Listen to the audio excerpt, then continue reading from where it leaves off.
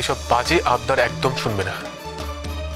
বড় বৌদি, এত রাতে তোমার জন্য কেউ এসব করে দিতে পারবে না, বুঝতে পেরেছো?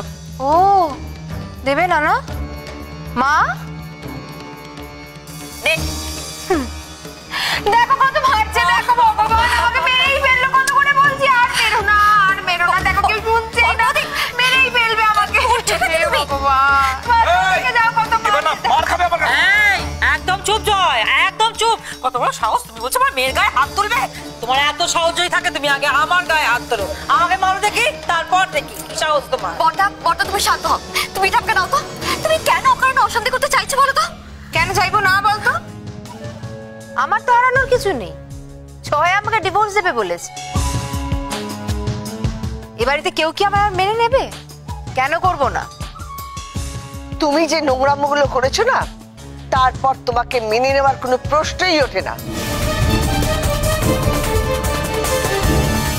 জয় যেটা করছে ঠিক করছে। চক্ষু লজ্জা থাকলে না তোমারই এই বাড়ি থেকে চলে যাওয়া উচিত ছিল। এই একদম এভাবে আমার সাথে কথা বলবে না, একদম না। তোমার নিজের চক্ষু লজ্জা আছে নাকি? দিব্যি তো বাপ্পার ঘাড়ে বসে খাচ্ছ, আর এই যে তোমার বর দিব্যি তো ঘর জামাই হয়ে বসে রয়েছে বাড়ি।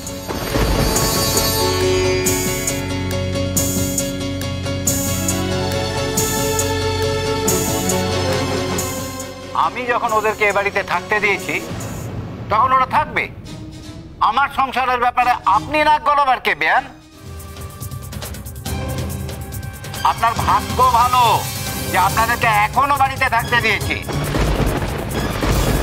আপনাদেরকে তাড়িয়ে দেওয়া উচিত। বাড়ি থেকে তাড়িয়ে দিতে চাইলেই যে আমাকে বাড়ি থেকে চলে যেতে হবে, অত সস্তা নয়। আমি এ বাড়ির বড় বউ, কথাটা কেউ ভুলে যেও না। আর থাকবে না, বড় বউ আর থাকবে না। আমি কালকে ডিভোর্স ফাইল করব, তারপর মার মেয়েকে ঘাড় ধাক্কা দিয়ে। মা দেখছো জাফের গলায় কেমন সিংহের তেজ এসেছে, দেখেছো একবার? অত সহজ নয়। ডিভোর্স দেবে তো আমায়? তাও দেখি কত বড় সাহস তোমার। ডিভোর্স পেপারে আমি তখনই সই করব যখন তুমি আমার দাবিগুলো মেটাবে। আগে আমায় 1 কোটি টাকা দাও, তারপর ভেবে দেখবো ডিভোর্স আমি তোমাকে দেবো কিনা। আমি না দেখি যতদিন না তুমি আমার দাবি মেটাচ্ছ, কি করে তুমি আমাকে বাড়ি থেকে তাড়াও। কি ভেবেছো বাড়ি জালিয়াতি করে আমার কাছ থেকে নিয়ে নিয়েছো বলে আমার বিষ চলে গেছে?